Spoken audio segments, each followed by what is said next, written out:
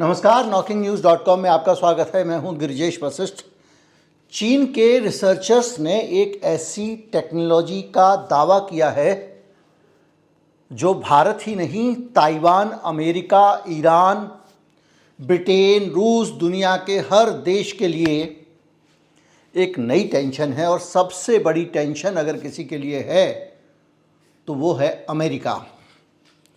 इस आविष्कार के बारे में जो जानकारियां बाहर आई हैं, साउथ चाइना मॉर्निंग पोस्ट अखबार ने ये जानकारियां छापी हैं और जानकारियां कहती हैं कि चीन अब दुनिया की सबसे बड़ी हथियार ताकत बन जाएगा अगर इस टेक्नोलॉजी का वो इस्तेमाल करता है।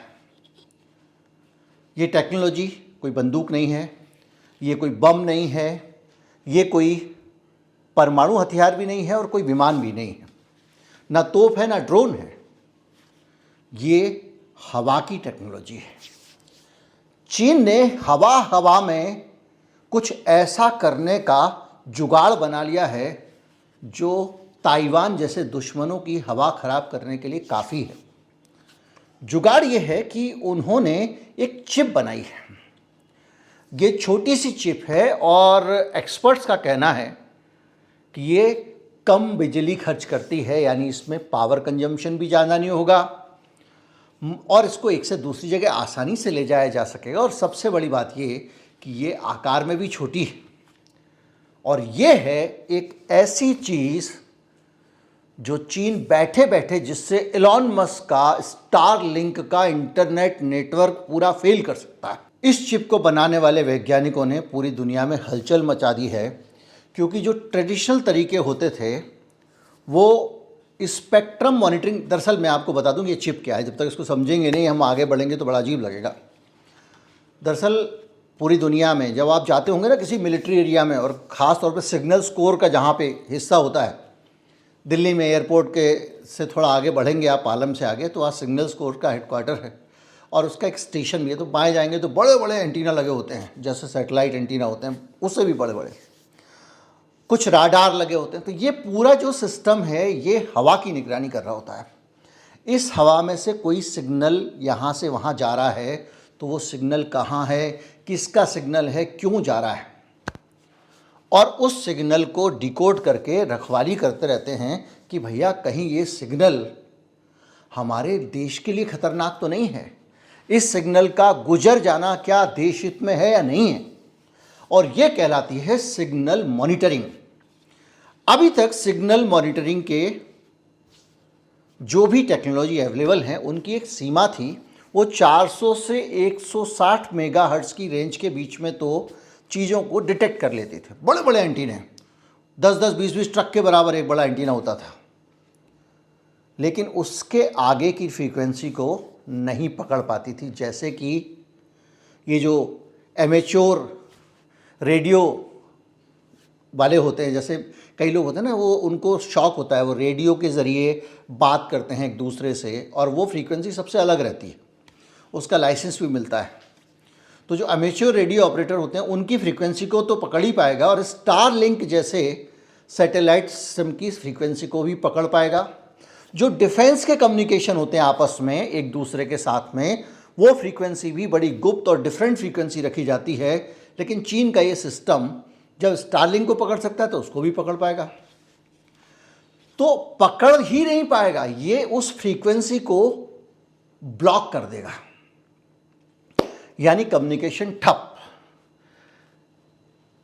अभी हाल में यूक्रेन में युद्ध हुआ तो स्टारलिंक ने क्या किया, यूक्रेन को अपना इंटरनेट दे दिया। इससे पहले भी आपने सुना होगा कि कहीं पे भूकंप आ गया था और वो पूरा इलाका, मुझे उसका नाम याद नहीं आ रहा, अफ्रीका का एक इलाका था शायद, खैर अभी आता है तो बता दूंगा बीच में। तो वहाँ पर भी स्टारलिंक ने, मैंने वीडियो बनाया था उस पर, स्टारलिंक ने अपनी सारी की सारी फ्रीक्वेंसी के ज़रिए उनको सैटेलाइट से इंटरनेट दे दिया था। लेकिन अब यहाँ पे मान लीजिए कल के दिन ताइवान के साथ में चीन का झंझट होता है तो स्टारलिंक ताइवान को इंटरनेट की सेवाएं नहीं दे पाएगा और वो उसको हवा में ही ब्लॉक कर देगा। इस बात से अमेरिका चिंतित है क्योंकि ये जो टेक्नोलॉजी है ये अमेरिका के पूरे सिस्टम को हिलाने के लिए काफ़ी है। सिस्टम के ऊपर अमेरिका का जो राज है उसका पूरे सिस्टम पे कब्जा है। ये जितना दुनिया भर में ये जो फ्रीक्वेंसी है 5G 4G वगैरह वगैरह, ये सब अमेरिका यूरोपियन जो टेक्नोलॉजी है उसके ऊपर अपना कंट्रोल रखता है। और हमको आपको भले ही नहीं पता, लेकिन ये कंपनियां जो हैं जब चाहें तब किसी भी देश का कोई भी नेटवर्क बंद कर सकती हैं, और ये अमेरिका की हाथ में है। और जब युद्ध जैसी स्थिति होती है तो अमेरिका दुनिया में किसी भी देश के नेटवर्क को एक तो बंद करवा सकता है। दूसरी दिक्कत यह है कि अगर मान लीजिए ताइवान का केस है, चीन को पता है इनके एंटीना कहाँ कहाँ लगे हुए हैं, और इनका बड़ा स्टेशन का जो आपके आसपास जो एंटीना लगे रहते हैं उनके अंदर सिग्नल कहीं से तो आता है। ये तो बीच में जैसे वो रिले रेस होती है ना, ये तो आपका सिग्नल पकड़ के आगे भेजते हैं, पीछे का यहाँ लाते हैं। तो जो इनका मेन स्टेशन होता है उसको उड़ा दिया बम से, तब एलन मस्क का रोल शुरू होता है। और इसीलिए एलन मस्क को इतने खतरनाक होते हुए भी स्पेस लिंक की इजाज़त दी गई, लेकिन चीन ने इसका तोड़ खोज लिया है। अब ये जो मॉनिटरिंग सिस्टम है ये गीगाहर्ट्ज़ के जोन में भी जा सकता है। वो तो मेगाहर्ट्ज़ की बात थी, 400 से 160। और ऐसी स्थिति में ये दुनिया के किसी भी सिग्नल को गड़बड़ कर सकता है। और ये जो सिग्नल प्रोसेसिंग चिप बनाई है उसने, उसका कहना है कि ये छोटा सा उपकरण है। चिप इतनी बड़ी होगी, इससे बड़ी तो कोई चिप होती नहीं है। मान लिया इतनी बड़ी होगी, 2 बाई 2 फुट की होगी तो भी, और वो चिप जिस इक्विपमेंट में लगेगी, अगर ये कहने स्मॉल है तो वो ज़्यादा से ज़्यादा बड़ा कितना होगा, जैसे टीवी चैनल की OB1 होती है उतना बड़ा होगा। तो वो कहीं भी मूव करके ले जा सकते हैं और किसी की भी कोई भी टेक्नोलॉजिकल चीज़ को ब्लॉक कर सकते हैं। 2 साल पहले भी इसी तरह की एक टेक्नोलॉजी चाइना की सामने आई और वो टेक्नोलॉजी भी इसी तरह की थी। तो ये जो टेक्नोलॉजी चीन ने हासिल की है, ये टेक्नोलॉजी अगर थोड़ा सा आगे बढ़कर देखा जाए तो किसी भी देश के टैंक, क्योंकि टैंक भी बहुत सारे आजकल इलेक्ट्रॉनिक कम्युनिकेशन के साथ चलते हैं, ड्रोन के ज़रिए जो लोग हमला करते हैं, ड्रोन वो भी सिग्नल लेता है, उससे चलता है। और आपस में जो फ़ौजें कम्युनिकेट करती हैं वो भी सिग्नल के ज़रिए करती हैं। अगर कोई भी सिग्नल कोई पकड़ लेगा और उसको ब्लॉक कर सकता है तो समझ लीजिए कि पूरी दुनिया की फ़ौजों को पैरालाइज करने की ताकत हासिल कर लिया चीन ने। और इस टेक्नोलॉजी के आगे कितने इस्तेमाल हो सकते हैं इसकी अनंत सीमा है। जैसे न्यूटन ने सिर्फ इतना ही पता लगाया था कि सेब सिर पे गिरता है। आज हमारे आसपास जितनी चीज़ें चल रही हैं उस सब में वो नियम लागू होता है। उसमें ज़्यादातर में कार आप बनाते हैं तो सेंटर ऑफ ग्रेविटी देखते हैं, पलट ना जाए। घर बनाते हैं, सेंटर ऑफ ग्रेविटी देखते हैं। क्यों? क्योंकि आपको गुरुत्वाकर्षण का नियम पता है। तो जब पहले कोई इन्वेंशन होती है उसके एक्सटेंशन बहुत ज़्यादा होते जाते हैं। वो कहाँ कहाँ तक जाएगी, कौन कौन सी चीज़ें उसमें से बनाई जा सकती हैं, उससे मानव सभ्यता का विकास होता है। सुनने में तो सिर पे तो एक एप्पल ही गिरा था ना, लेकिन उस एक एप्पल के गिरने से दुनिया कहाँ से कहाँ पहुँच गई। अगर जेम्स वाट ने भाप का इंजन नहीं बनाया होता या उसने भाप की शक्ति का पता न लगाया होता, मेरे ख्याल से स्टीवेंसन ने इंजन बनाया था और जेम्स वाट ने भाप की शक्ति का पता लगाया था, तो आज पूरी दुनिया में उस भाप की ताकत को समझकर ही इतनी टेक्नोलॉजी चल रही है। उसको तो सिर्फ ये दिखा था कि केतली का ढक्कन ऊपर उछल रहा है और उसको आगे से बंद कर दिया गया, तो उसके आगे लगा हुआ जो उन्होंने कपड़ा पड़ा लगाया था उसको फेंक दिया केतली ने, उसने इसी से पता लगा लिया। तो आज ये जो टेक्नोलॉजी है जो सिग्नल पकड़ सकती है, ये किस स्तर तक जाकर सिग्नल पकड़ सकती है इसका ऐसे अंदाज़ा लगा सकते हैं। अब ये टेक्नोलॉजी है और चिप के अंदर है। अब चिप के अंदर कोई चीज़ बन दे तो उसकी रिवर्स इंजीनियरिंग भी बड़ी मुश्किल है कि आप उस चिप को उठा लाओ, उसके जैसा बना लो। तो चीन को एक फ़िलहाल एक टेक्नोलॉजिकल एज मिल गया। हालांकि भारत वाले इस मामले में बहुत आगे हैं और हम इसका भी कोई ना कोई तोड़ निकाल लेंगे। कुछ नहीं तो ऐसी टेक्नोलॉजी हम फिर बना लेंगे, कोई मुश्किल काम नहीं है। बहरहाल, लेकिन चीन के पास और भी खतरनाक चीज़ें हैं। 19 जनवरी 2022 को डिफेंस पोस्ट में एक आर्टिकल प्रकाशित हुआ। हमने इस पर वीडियो उस समय बनाया था। याक लाइक अपीयरेंस वाला एक रोबोट्स का ग्रुप बनाया चीन ने, जो 160 किलोग्राम जिसका वजन होगा और 10 किलोमीटर घंटे की रफ्तार से ये चल सकता है रोबोट। ये रोबोट युद्ध में काम आ सकता है क्योंकि ये करीब 160 किलो का पेलोड लेकर चल सकता है, मतलब 160 किलो इसके ऊपर आप सामान रख सकते हो।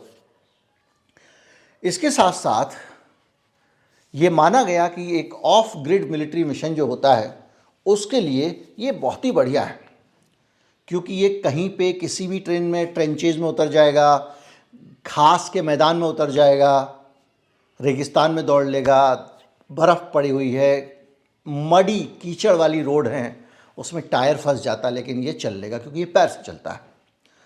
और ये सबसे बड़ी बात ये है कि ये इस सारी कैपेबिलिटी के साथ साथ रन कर सकता है, मतलब दौड़ सकता है, जंप कर सकता है, गुलाटी खा सकता है और डायगोनली वॉक कर सकता है, सीधे नहीं तिरछा चल सकता है। हम चैश में देखते हैं कि ऊँट जो है वो तिरछा चलता है और ये माना जाता है कि ऊँट सबसे खतरनाक उसमें मोहरा होता है, क्योंकि ऊँट से बचना बहुत मुश्किल है क्योंकि वो तिरछा चलता है।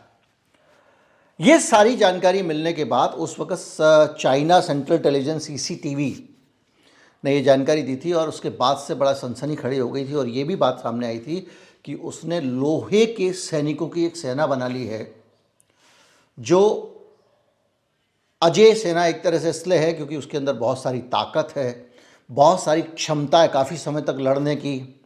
उसके अंदर बहुत सारे इक्विपमेंट लगे हुए हैं जिसके ज़रिए वो सामने वाले सैनिक का पता लगा सकती है, उसकी हरकतों को एनालाइज कर सकती है और उनको मार सकती है।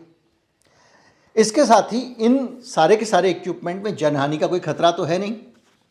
फैक्ट्री में बन रहे सैनिक आपने छोड़ दिए और वो सैनिक या ये जो गेंडे के टाइप के सैनिक, याक की तरह के जो वो हैं, ये रोबोट्स आप कहीं भी छोड़ दीजिए, इसको याक की खाल पहना दीजिए, ये चरता रहेगा और वहाँ से सिग्नल लेके भेजता रहेगा, जानकारी देता रहेगा। कितना स्कैरी और ख़तरनाक लगता है ये सब सुनने में, लेकिन ये है। जो हाई रिस्क कम्बैट जोन होते हैं जैसे कि कारगिल है, वहाँ पर आदमी ऊपर, जहाँ पे अगर बुलेट आपने नंगे हाथ से उठा लिया तो इतना ठंडा होता है कि आपका हाथ चिपक जाएगा उसमें, उसको छुड़ाया नहीं जा सकता, चमड़ी लेकर ही निकलेगा। वैसी जगहों पर और रिमोट बॉर्डर एरियाज़ में हमारे सैनिक या दुनिया के सैनिक जिस तरह से लड़ रहे होते हैं, उस जगहों पर ये कॉम्प्लेक्स एनवायरनमेंट में ये सैनिक काम आ सकते हैं। और इसको लेकर बड़ा भारी एक चिंता थी, क्योंकि भाई अगर सामने की तरफ से 10-10, 12-12 फुट के बड़े बड़े सैनिक हैं और वो बढ़े जा रहे हैं आपकी तरफ और आप उन पे बंदूक चला रहे हैं, असर नहीं कर रही है। बम से उड़ा देंगे, एक को उड़ा देंगे, इतने बम कहाँ से लाएंगे, वहाँ 1000 की सेना चली आ रही है। तो ये किसी हॉलीवुड मूवी की तरह खतरनाक सीन हो गया। लेकिन ये दावा किया गया था। अब चाइना के दावे हैं, देखिए मैं आपको बताऊं, इस तरह के दावे प्रोपेगेंडा का हिस्सा भी होते हैं। पूरी दुनिया को डराने के लिए बोल दो झूठ, क्या फ़र्क पड़ता है। जब युद्ध होगा तो देखा जाएगा, तब पता चलेगा आदमी को कहाँ क्या है। पता नहीं कितनी गुप्त शक्तियाँ लोगों ने रखी हुई हैं, पता नहीं कौन कौन से हथियार हमारा देश बना के रखा होगा, अमेरिका बना के रखा होगा, जो दुनिया को पता ही नहीं चलने दे रहा है। अगर हमारा सब कुछ दुनिया को पता हो तो मालदीव को भड़का के, इंडिया आउट का नारा लगा के, सब कर करा के चीन को उससे सेटिंग करने की क्या ज़रूरत है। इसीलिए ना, ताकि वो भारत में अगर कुछ चल रहा है तो पता लगा सके। वो करोड़ों डॉलर खर्च करते हैं सिर्फ इसी बात पे, सब करते हैं, हम भी कहीं ना कहीं कर रहे हैं। तो ये ऊपर जितनी दिखती है ना दुनिया, उससे 100 गुनी अंदर है। तो हो सकता है हमारा भी हो, लेकिन ये कह रहे हैं तो ये भी अपने आप में एक बड़ी बात है जो अपने देश सोचने वाली है। इसके अलावा मैकेनिकल कुत्ते भी हैं उनके, जिसका नाम उन्होंने रखा गैडा। वो 32 किलो वजन लेकर 40 किलोमीटर तक चल सकता है। 40 किलोमीटर किसी सैनिक का चलना बड़ी बात होती है।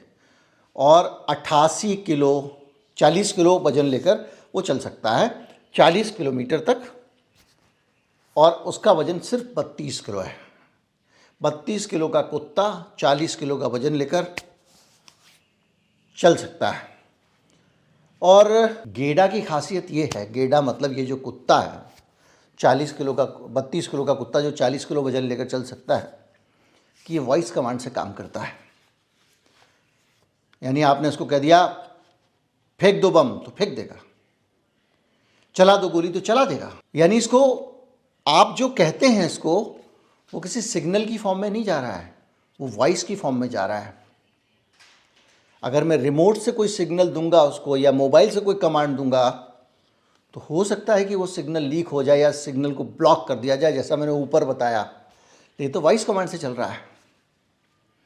तो उस पूरे के पूरे जो सिग्नल्स को ब्लॉक करने वाला प्रपंच है उससे भी ये मुक्त हुआ एक तरह से।